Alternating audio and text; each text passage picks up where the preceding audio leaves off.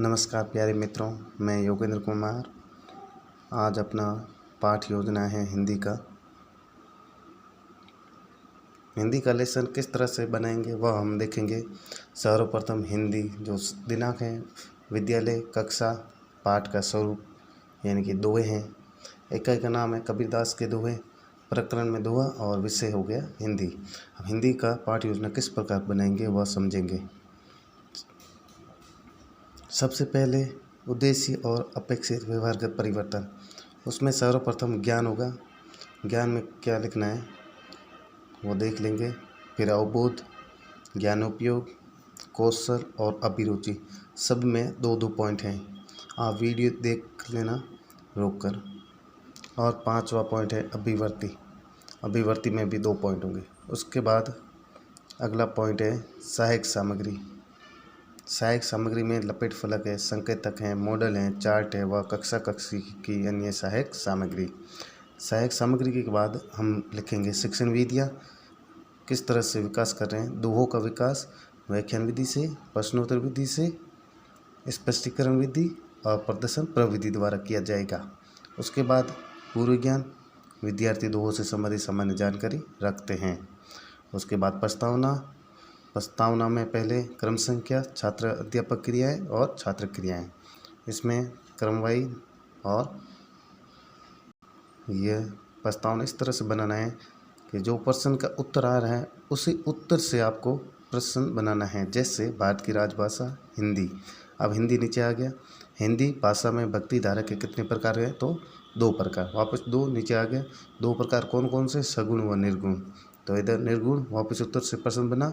निर्गुण भक्ति के प्रमुख कवि कौन थे तो कबीरदास। और कबीरदास के दोहों के बारे में आप क्या जानते हैं तो अंतिम का प्रश्न अपना समस्यात्मक प्रश्न होगा।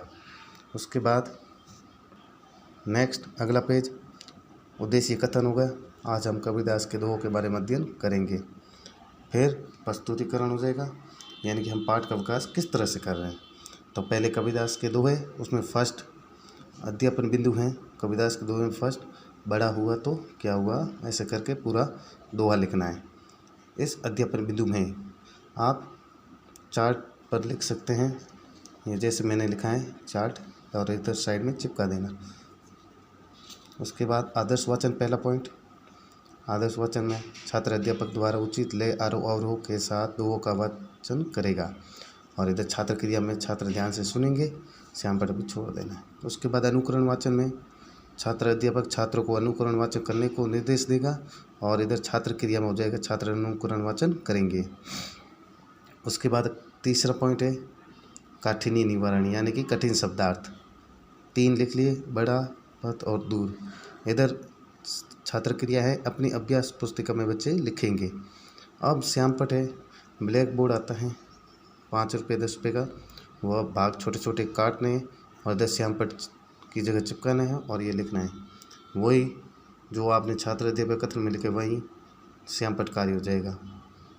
उसके बाद बहुत प्रश्न जो आपने पढ़ाया है उसी में से आपको प्रश्न पूछने हैं। जैसे बहुत प्रश्न ये लिख कर लिया और इधर श्यामपट ये हो गया। वीडियो रोक कर आप देख सकते हैं और समझ सकते हैं। यह दूसरा प्रश्न, तीसरा और चौथा, 4 प्रश्न हो गए। छात्र क्रिया में इनके उत्तर हो गए। और श्यामपट वापस ब्लैक बोर्ड चिपकाना है और इस पर भी लिखना है। उसके बाद नेक्स्ट है अगला दूसरा पॉइंट। यह याद रखना, टीचिंग पॉइंट आपको 3 रखने हैं। फर्स्ट हो गया। अब दूसरा दुआ है काल करे सो आस कर, आस करे सो अब, पल में परले है होएगी, बहुरी करेगो कब। इसी में वही करना है। आदर्श वाचन हो गया अपना। आदर्श वाचन के बाद में अनुकरण वाचन और अंतिम में काठिन्य निवारण। ये तीनों वैसे के वैसे हो जाएंगे। काठिन्य निवारण जो आप पढ़ा रहे हैं इसी में से आपको काठिन्य निवारण कठिन शब्द पूछने हैं और इधर वही लिखेंगे, पुस्तिका में लिखेंगे, वापस वो का वो यहाँ आ जाएगा। और इधर ब्लैक बोर्ड चिपकाना है और जो आपने काठिन्य निवारण ये कठिन शब्द लिखे वो के भी यहाँ लिखने। उसके बाद बोध प्रश्न देखेंगे, वही जो आपने पढ़ाया है ना उसी में से आपको 3 प्रश्न पूछने हैं। इनके उत्तर आ गए और श्यामपट कार्य हो गया। उसके बाद टीचिंग पॉइंट तीसरा, अध्यापन बिंदु तीसरा, 2 हो गए। और तीसरा धीरे धीरे रे मना, धीरे सब कुछ होए, माली सींचे सोगड़ा, ऋतु आए फल होए। फिर आपको पढ़ाना है और इस दोहे का अर्थ भी समझाना है, ये भी ध्यान रखना। वापस वही आदर्श वाचन, अनुकरण वाचन और काठिन्य निवारण। काठिन्य निवारण वही 3 कठिन शब्दार्थ छात्र अपनी अपनी पुस्तिका में लिखेंगे। और इधर हो गए श्यामपट्ट, जो आपको ब्लैक बोर्ड चिपकाना है और ये कठिन शब्दार्थ इधर भी लिखना है। नेक्स्ट,